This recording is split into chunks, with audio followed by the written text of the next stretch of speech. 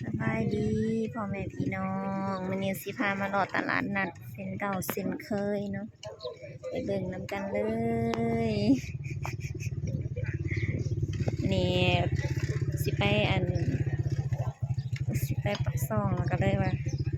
มารีวิวตลาดให้เบิ่งได้ยังแน่เลยอุตส่าห์มาแต่เช้า3 โลแล้วแต่มาคือว่ามัดหนึงอันนั้นขายซีนเนาะพี่น้องเจ้าแก่นจะไปหอดใส่เลยเด้นักห้องก็ย่างแต่รถเมื่อกี้นี่มีแตะขี้ฝุ่นเจ้าขายซีนนะพี่น้องโอ้ซีนขายไข่คนลายอยู่ในมื้อนี้ก็ได้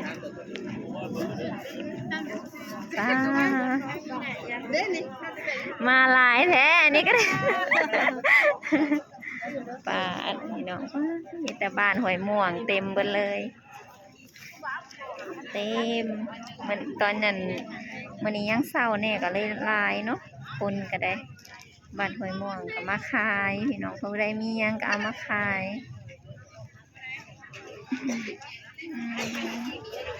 ปิ้งไก่ก็ขายดีอันนี้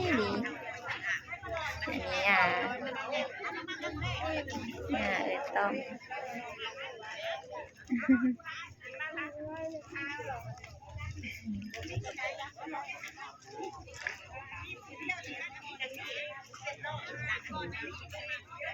ทางนี้ขายเคฟเนาะพี่น้องสาวพงกับสิมารีวิวให้เบิ่งแนวนี้แหละเนาะปูอังคารเพราะว่าวันมันสิมีทุกวันอังคารสาวพงกับบ่ได้มาเนาะมันเทื่อกับย่านแบบว่า FC เพิ่นสำคัญบ่อยากเบิ่งก็เลยบ่ได้มาบามือมาเอาพี่น้องเอ้ยพาเลาะ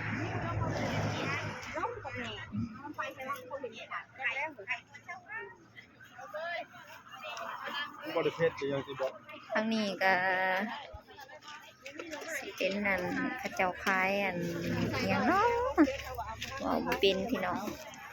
แฮมเบอร์เกอร์นี่แหละ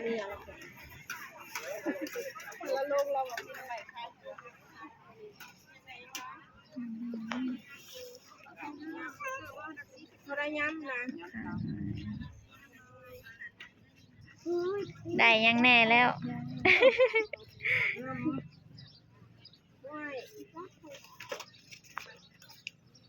สองกับมาแบบหนาสุดพี่น้องเอ้ยแต่ว่าใส่คุมหมวกผ้าปิดปากแล้วเรียบร้อยเนาะบอกมีใครเห็น แต่ก็มีแต่คนจื้อมีแต่คนยิ้มใส่เนาะเพราะว่าบ้านเดียวกันนี่ก็รีวิวให้เบิ่งแล้วพี่น้องข้างทางนี้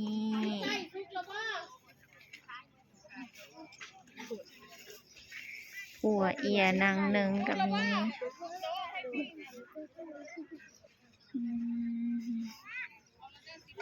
สุดเด็กน้อย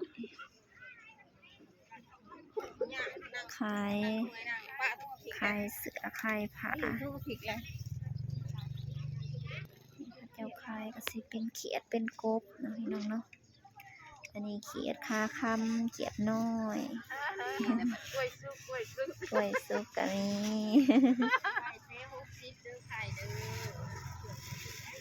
อาหารบ้านเฮาหลายพี่น้องอยู่แนวกินหมากไหม้หมากตอกก็มี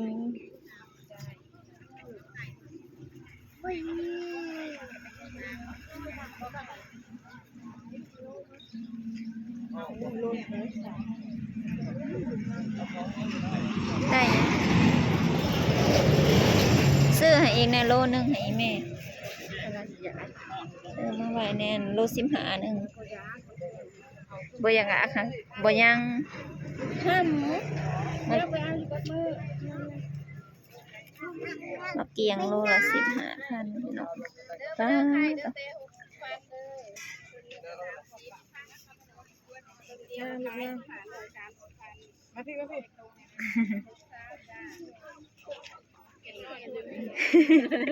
มีแต่บ้านห้วยม่วงเนาะอันตลาดนี่นะ มาเบิดบ้านอะลีนี่ พี่น้องเจ้าหงก็บ่ได้เลาะไปซ้ำทางนั้นก็ได้ อันบ่ได้ถ่ายให้เบิ่งเนาะมีแต่เขาเจ้าขายกับของสด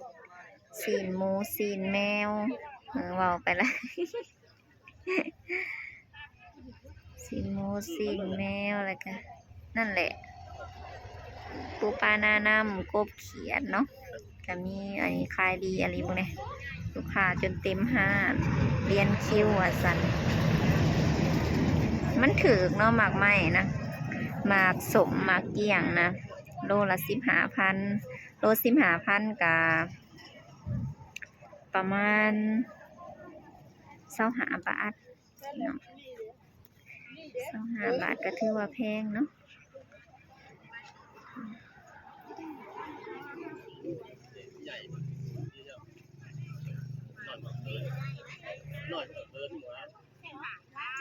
สองผมกับบ่ได้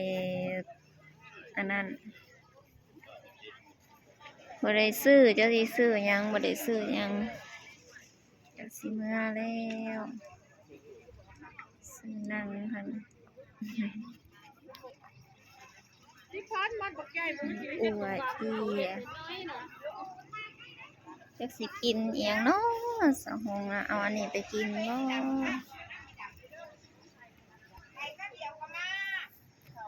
อันนี้อีหยังนี่นะผัดหมี่สัวแม่นเบอร์เกอร์ เอาอันนี้ให้เขาเนี่ยก่อนหนึ่ง เบอร์เกอร์ทอด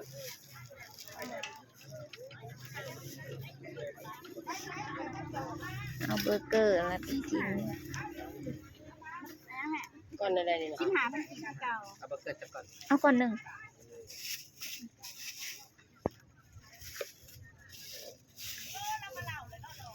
เดี๋ยวเด้อ เอาอย่าง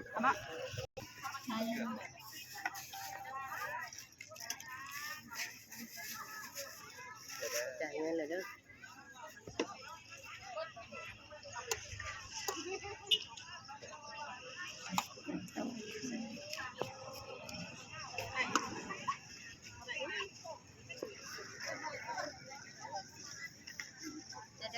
ใจคือกัน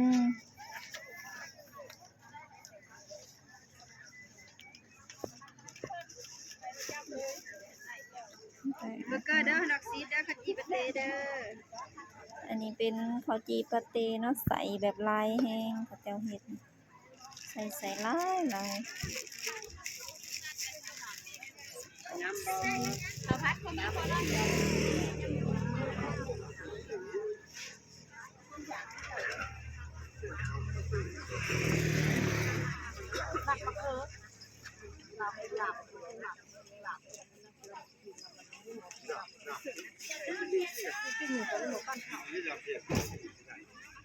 ไปดู เห็ดเนาะ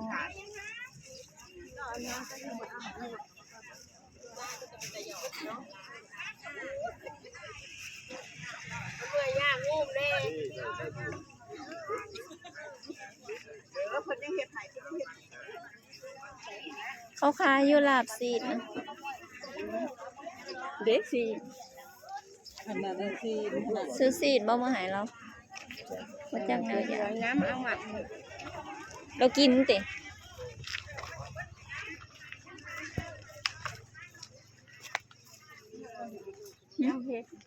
เราอยากนี่เอายำให้แน่กล่องเท่าไหร่ กล่องละ3นะ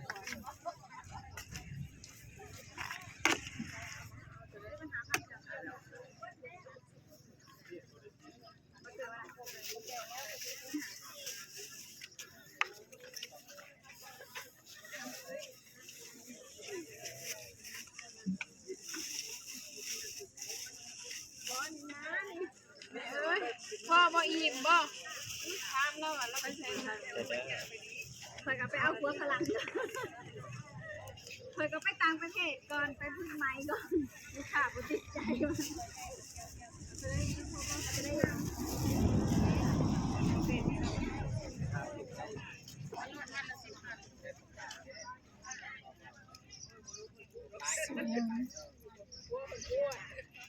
เอานี่บ่เท่าได้นะขายนั่นแหละ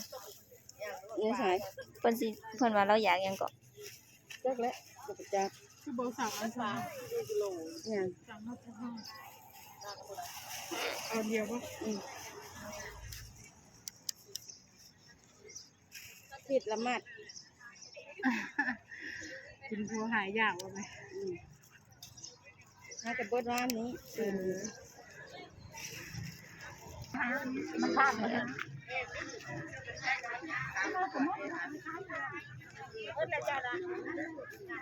จะซื้อเอาสก๊อตเองกินบ่พอตลาดให้ได้มีคนสั่งเอาเขียดบ่เอาอีกสั่งทุกคนก็ แต่เขียนหลายเขียน เขียดหน่อยเด้อพี่น้องเอ้ย ฮะ3 ลบแล้วนี่ สามลบก็ได้ไง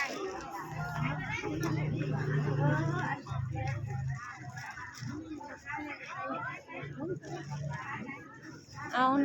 ก็แปลงแล้วน่ะแต่ไม่เห็นอ่ะมันกระเพาะก็ ตัวใดก็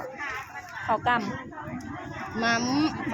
เอาสิกินอยู่บ่เอาว่าเจ็บให้เอาพริก โอ้โห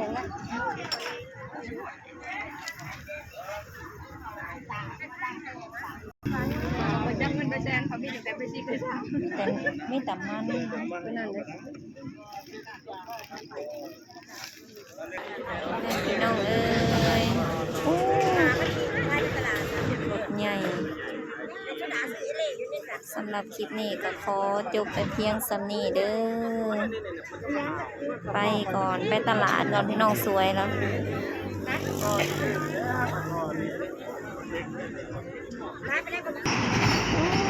รถใหญ่ก็ได้